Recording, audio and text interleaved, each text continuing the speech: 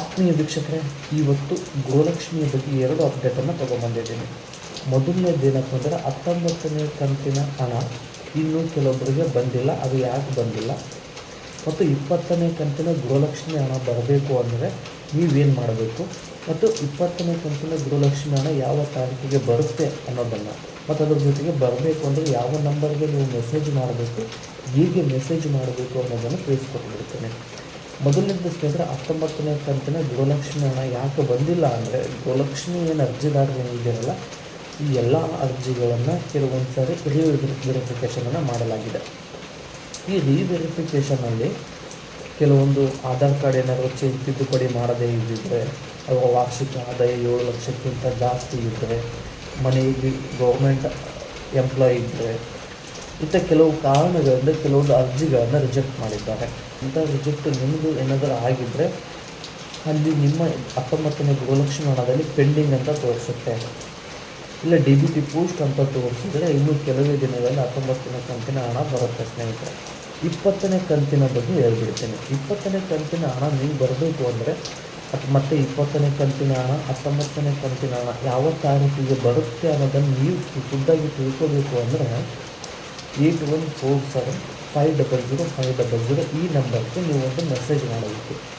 ಏನು ಮೆಸೇಜ್ ಮಾಡಬೇಕು, ಯಾವ ನಂಬರಿಂದ ಮೆಸೇಜ್ ಮಾಡಬೇಕು ಅನ್ನೋದನ್ನು ಹೇಳ್ಬಿಡ್ತೇನೆ. ನೋಡಿ, ನಿಮ್ಮ ರೇಷನ್ ಕಾರ್ಡಲ್ಲಿ ಗೃಹಲಕ್ಷ್ಮಿ ಹಣವನ್ನು ಯಾರು ಪಡಿತಾ ಇದ್ದಾರಲ್ಲ, ಇವರು ಅವರ ಆಧಾರ್ ಕಾರ್ಡಿಗೆ ಲಿಂಕ್ ಆಗಿರುವಂಥ ಮೊಬೈಲ್ ನಂಬರಿಂದ ಅವರ ಗೃಹಲಕ್ಷ್ಮಿ ನೋಂದಣಿ ಸಂಖ್ಯೆಯನ್ನು ಗೃಹಲಕ್ಷ್ಮಿ ನೋಂದಣಿ ಸಂಖ್ಯೆಯನ್ನು ಟೈಪ್ ಮಾಡಬೇಕು. ಟೈಪ್ ಮಾಡಿದರೆ ಅಲ್ಲಿ ಡೀಟೇಲ್ಸ್ ಹೇಳಬೇಕು. ಕೊನೆ ಕಂತಿನ ಹಣ ನಿಮಗೆ ಬಂದಿದೆಯೋ ಇಲ್ಲವೋ ಮತ್ತು 20ನೇ ಕಂತಿನ ಹಣ ಯಾವಾಗ ಬರುತ್ತೆ. ನಾನು ಇಲ್ಲಿ ಸ್ಕ್ರೀನಲ್ಲಿ ಹಾಕಿರ್ತೀನಿ ಯಾವ ರೀತಿ ಟೈಪ್ ಮಾಡಬೇಕು. ಯಾವ ರೀತಿ ಟೈಪ್ ಮಾಡಿದ್ರೆ ಮೆಸೇಜ್ ಯಾವ ರೀತಿ ರಿಪ್ಲೈ ಅಂದರೆ, ನಾನು ಹಳೆ ವಿಡಿಯೋವನ್ನು ಮಾಡಿದಾಗ ಜಾಸ್ತಿ ಜನ ಕಮೆಂಟ್ ಮಾಡಿದ್ರು ಇದಕ್ಕೆ ರಿಪ್ಲೈನೇ ಬಂದಿಲ್ಲ, ನೀವು ಅದಕ್ಕೆ ಯಾವ ರೀತಿ ಏನು ಮೆಸೇಜ್ ಮಾಡಿದ್ದೀರ ಅನ್ನೋದು ಗೊತ್ತಿಲ್ಲ ನನಗೆ. ಬಟ್ ಈ ವಿಡಿಯೋದಲ್ಲಿ ಕರೆಕ್ಟಾಗಿ ಹೇಳಿದ್ದೀನಿ, ಕರೆಕ್ಟಾಗಿ ನೋಡಿ.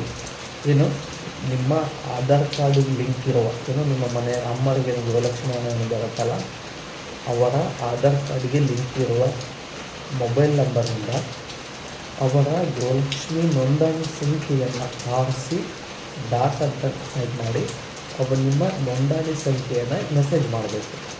ಆವಾಗ ಆಟೋಮೆಟಿಕ್ಕಾಗಿ ಕೆಲವೇ ನಿಮಿಷಗಳಲ್ಲಿ ರಿಪ್ಲೈ, ಒಂದು ಕೆಲವು 3 ನಿಮಿಷ 5 ನಿಮಿಷದಲ್ಲಿ ರಿಪ್ಲೈ ಬರುತ್ತೆ.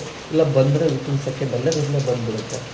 ರಿಪ್ಲೈ ಏನಂತ ಬರುತ್ತೆ ಅಂದರೆ, ನಿಮ್ಮ ಗೃಹಲಕ್ಷ್ಮಿ ಹಣ ಎಷ್ಟನೇ ಕಂತಿನ ಹಣ ಈಗಾಗಲೇ ಬಂದಿದೆ, 20ನೇ ಕಂತಿನ ಹಣ ಈ ತಾರೀಕಿಗೆ ಬರುತ್ತೆ ಅಂತ ಗೃಹಲಕ್ಷ್ಮಿ ಹಣದಿಂದ ಮೆಸೇಜ್ ಬರುತ್ತೆ ಸ್ನೇಹಿತರೆ.